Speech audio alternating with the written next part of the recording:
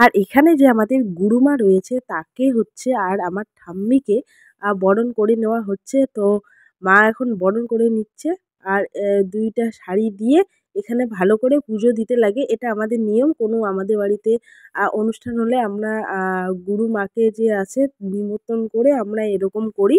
ঠিক আছে? আর যখন আমাদের বাড়িতে আসে তখন আবার পা ধুয়ে দেওয়া হয়। মানে এগুলো অনেক নিয়ম আছে। আর এখানে হচ্ছে সবাই সাধুরা যে রয়েছে সবাই খেতে বসেছে। আর এখানে যারা কীর্তন করেছে তারা এখানে খেতে বসেছে। সবার খাওয়া-দাওয়ার জায়গা হলো আলাদা, আলাদা। তো ভিডিও করছি বললে ওই কাকিমাটা লজ্জা পাচ্ছে। তো আমি বললাম, "কোনো প্রবলেম আছে?" বলল, "না।" তো বলল যে, "সবাই দেখবে সেটাই বলছি।" হ্যাঁ, অবশ্যই। তো এখানে খাওয়া-দাওয়া হচ্ছে অনেক রকম সবজি-টবজি দিয়ে। আর আমার এখনো খিদে পাচ্ছে না জানি না কেন।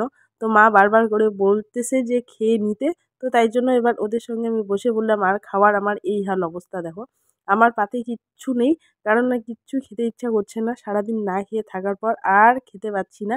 আহ এই হলো ব্যাপার। তো সবার খাওয়া-দাওয়া হয়ে গেল আমাদের। তো এবার এক, এক করে আসছে আর এখন ওরা সবাই খেতে দিচ্ছে। আর যারা নিরামিষ মানে ওরা এখন আমাদের দিয়ে দিয়েছে। এখন আমরা নিজেরাই খেতে দিব। আর আমার ২ টা বৌদি রয়েছে, একটা কাকিমা রয়েছে তারাই খেতে দিচ্ছে। এখন এই ২ টা থেকে খাওয়া শুরু করেছে। এখন যাবে ১০ টায়, ১০:৩০, ১১টা পর্যন্ত আমাদের খাওয়া চলেছিল। ঠিক আছে? তো ভিডিওটা আমি তো পরেই এডিট করেছিলাম। আর এখানে সাধুরা যে রয়েছে তাদের হচ্ছে বিদায় মানে পর্ব এখানে চলছে। ঠিক আছে? তো সেটারই একটু ভিডিওটা করলাম। আর এখানে নম্বর নেওয়ার জন্য আমি বসে পড়েছি এখানে।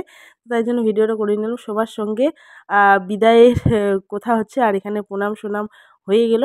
তো সবাই এবার বিদায় নিবে। আর এখন খাওয়া চলছে ওইদিকে। এই হলো ব্যাপার। আর ভিডিওটা ভালো লাগলে একটু শেয়ার করে দিও আর লাইক কমেন্ট করে দিও। আরও পরে ভিডিও নিয়ে আসবো আমি। তো গাইস আজকের মতো এখানেই শেষ।